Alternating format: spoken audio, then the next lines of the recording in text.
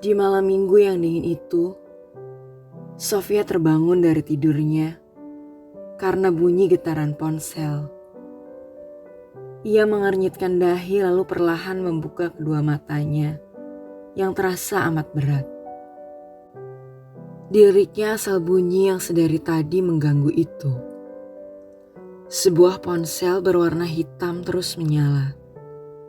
Di layar ponsel muncul satu nama kontak yang tak henti menelpon. Istriku.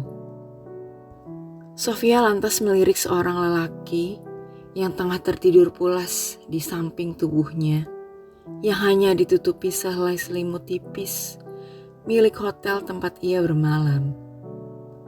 Perempuan manis itu kemudian tersenyum sinis. Dengan wajah antagonis, bak tokoh-tokoh jahat yang gentayangan di sinetron favorit para emak-emak. Di benaknya kemudian terlintas saat-saat itu.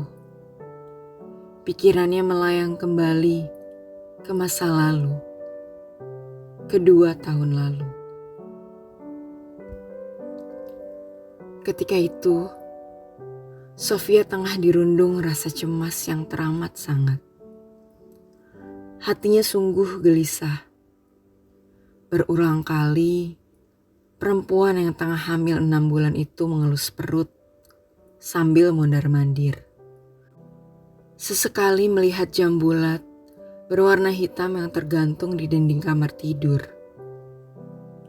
Namun bukan hanya perasaan tak tenang yang menyelimutinya, melainkan juga rasa sedih bercampur kesal dan cemburu.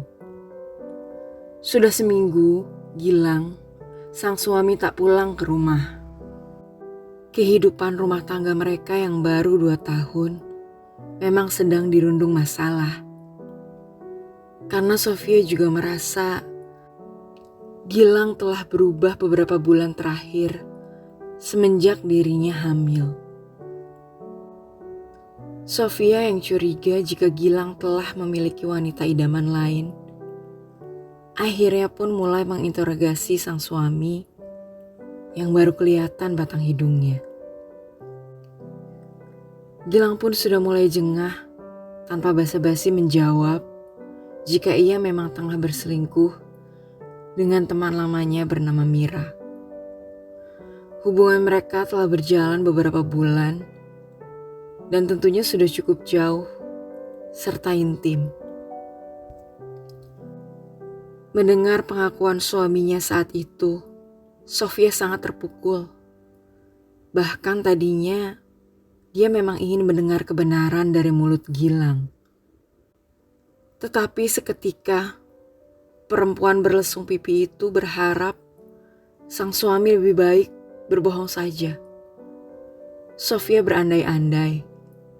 Gilang mengelak meski di belakangnya memang berselingkuh. Asal mereka tetap bisa bersama. Namun, nasi sudah jadi bubur. Tak ada satu penyesalan pun di hati Gilang.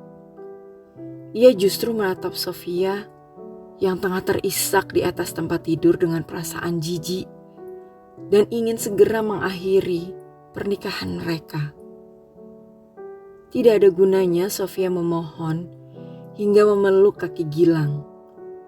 Lelaki yang tengah dimabuk asmara itu bersikeras pergi dari rumah dan membawa barang-barangnya. Alhasil, Sofia kembali hanyut dalam kegelisahan selama berhari-hari. Bahkan ia menolak untuk makan dengan benar. Setiap hari yang dilakukannya hanya mengurung diri di kamar sambil terus menangis, berharap sang suami akan segera kembali padanya. Namun, sekali lagi, hari berganti hari, kemudian berganti minggu. Gilang tak juga berkabar. Melihat Sofia yang bak mayat hidup membuat hati Meli, adik semata wayangnya, menjadi kian sedih. Ia lantas menghubungi beberapa teman dekat Sofia untuk datang dan memujuknya. Nanette dan Martha, sahabat Sofia sejak di SMA dulu pun, akhirnya menyempatkan diri untuk berkunjung dan menghibur, tapi akhirnya juga percuma. Sofia tetap tak bersemangat hingga Melly pun menyarankan agar mereka mendatangi Gilang ke kantor, lalu melaporkan soal perselingkuhannya. Tetapi Sofia menolak ide Melly karena tak ingin menghancurkan pekerjaan serta karir lelaki yang akan menjadi ayah dari bayi yang dikandungnya. Setelah melewati diskusi yang alot, mereka akhirnya tetap datang ke kantor Gilang. Namun hanya untuk membuntutinya saja. Usai pulang kantor, Gilang memang terlihat menjemput seorang wanita berambut panjang sebahu. Sofia makin terpuruk ketika menyaksikan secara langsung sosok yang menjadi duri dalam rumah tangganya. Perempuan itu memiliki paras cantik. Pakaian kerja yang membalut tubuh idealnya pun nampak modis. Sungguh tipikal wanita kesukaan Gilang. Sofia seperti sedang melihat dirinya dulu saat pertama kali Gilang mendekatinya, menyatakan cinta padanya. Ia seperti sedang memandangi dirinya di masa lalu, ketika ia belum menikah, belum mengandung buah cinta mereka. Melihat sang kakak yang makin bertambah putus asa, Melly kembali menyarankan agar Sofia menyusul sang suami dan menemui si selingkuhan, sekaligus meminta mereka mengakhiri hubungan. Ditemani Nanette, Martha, serta Melly, Sofia akhirnya memberanikan diri untuk turun, lalu mendatangi Gilang yang tengah berpelukan mesra di sebuah kafe dengan selingkuhannya, Mira. Bukan adegan marah ataupun teriak-teriak yang dilakukan oleh Sofia, melainkan sebaliknya. Ia memohon dengan sangat lembut sambil terisak agar Mira mau melepaskan Gilang. Namun, bukan sikap baik yang diterima dari si wanita idaman lain. Justru hinaan yang keluar dari mulut Mira. Sikap lemah Sofia membuat geram Melly, Martha, serta Nanette, yang kemudian membalas perkataan Mira. Tapi, Sofia melarang dan menahan mereka untuk melanjutkan keributan itu. Sofia lebih memilih untuk mengalah.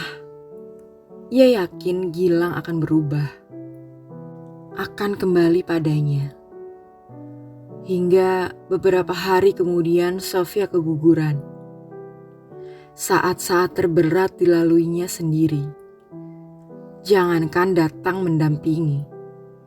Mendengar kabar buruk itu melalui telepon saja, Gilang tak bereaksi sama sekali. Nampaknya ia memang tak pernah peduli pada nasib sang buah hati. Di sanalah Sofia baru tersadar jika Gilang adalah bentuk dari seorang lelaki paling tak berperasaan yang pernah ia kenal. Saat itu juga ia memutuskan harus meninggalkan Gilang. Mereka pun akhirnya bercerai, lantas tak berkabar satu sama lain. Hingga beberapa bulan lalu, keduanya dipertemukan oleh takdir. Ketika itu, Gilang melihat Sofia dengan penampilan yang sangat berbeda sejak terakhir mereka bertemu. Kulit Sofia nampak segar dan berseri. Makeup tipis yang menghiasi wajahnya makin mempertegas aura cantik yang ia miliki. Gaun mini Dengan belahan dada rendah yang ia kenakan pun nampak sangat pas membalut tubuhnya yang kini terlihat langsing dan kencang. Sosok Sofia di matanya benar-benar membuat lelaki yang telah menikah lagi itu tergila-gila. Sofia tahu, ia menyadari sikap tertarik yang dilayangkan mantan suaminya itu. Dan entah mengapa, perasaan kesal serta benci yang ia rasakan selama ini pada Gilang sirna tak tahu kemana. Getaran-getaran kecil pun mulai timbul lagi di dalam hatinya.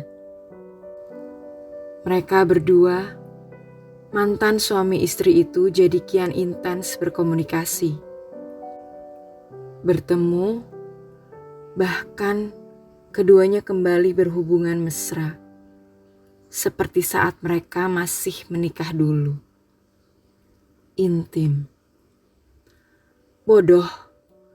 Satu kata itu yang sebenarnya terlintas di kepala Sofia. Namun, dirinya seperti merasakan suatu adrenalin yang sulit untuk dipendamnya. Terlebih saat Sofia tahu yang menjadi istri Gilang sekarang adalah Mira.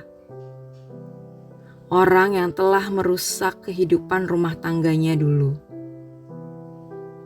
Dan suatu kebetulan, Mira juga tengah mengandung buah hati mereka.